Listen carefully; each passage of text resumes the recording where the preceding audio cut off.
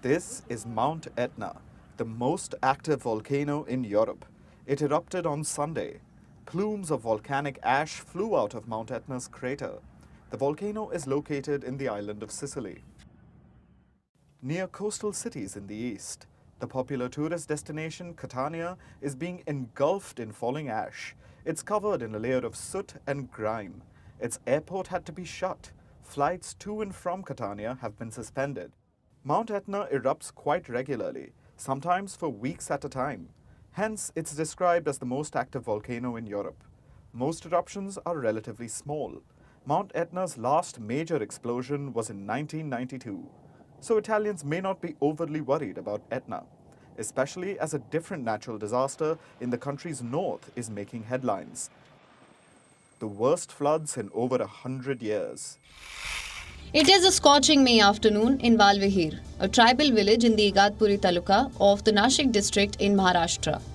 130 kilometers from India's financial capital Mumbai, women and children here walk miles with empty buckets and earthen pots. With empty containers in their hands in the blazing heat, they risk their health and well-being only to quench their thirst.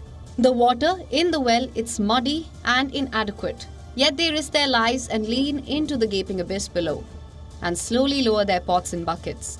Their village is facing an acute water shortage, and the struggle to find a drop to drink often takes up the entire day. In the barren and inaccessible hills, water is scarce and of immense value. For 35-year-old Sunanda, it has become a routine now, walking for several kilometers daily in search of water for her children and family. Further away from Sunanda's quest, parched villagers gather around a second well. The water is exhausted, yet they peer into the well in hope. What is retrieved from the well is again muddy and polluted. All the women can do is use a cloth sieve to filter it. In desperation, kids drink this unclean water, for it is the only means and source of hydration in the area. In one act of desperation, a man is seen risking his life by stepping into the deep well, filling up his bucket and then climbing up. This is a familiar tale in over 15,000 villages out of approximately 43,000 in the state of Maharashtra. In the next 2 weeks, we've been warned, there's going to be darkness. We are almost at a point of grid collapse. It's a reality that South Africans must know, that we are heading to darkness, and ANC politicians are continuing business as usual, as if we are not in a crisis. We are in a deep, deep, deep crisis. Cell phone networks will not work. Water, even if we have it, we won't receive it because it needs electricity.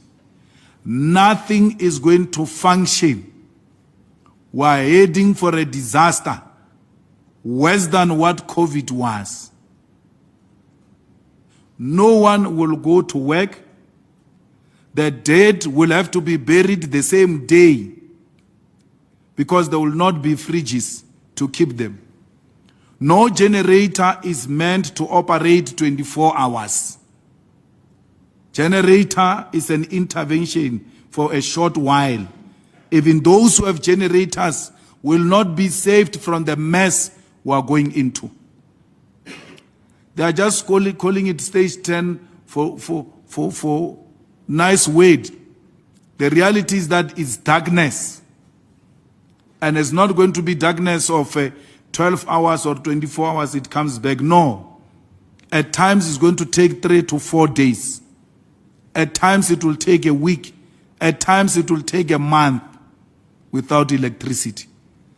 The whole leadership must go. Even ANC leaders and ANC veterans themselves are saying, we've never been in a crisis we find ourselves in now. But they are so helpless. They must not even, if they love this country, they must not ask for money, they must not ask for payment, they must come and rescue South Africa. Now, Mount Everest, which is the tallest peak on the planet, lies in the Himalayan range. It has an elevation of over 8,000 meters. Humans first ascended the summit in 1953. Since then, there has been no looking back. More and more mountaineers have tried to climb the summit. But recently, a British climber named Kenton Cool has claimed that the snow-capped mountain is rapidly losing its snow cover day by day. It is turning dry and rocky. Cool recently made his 17th ascent of Everest. The record holder climber mounted the Everest first in 2004. He highlights that the mountain is drying at a higher rate now. The ice cover has been thinning out around 80 times faster than it takes for its formation. The ice that took around 2,000 years to form has been melting rapidly since the 1990s.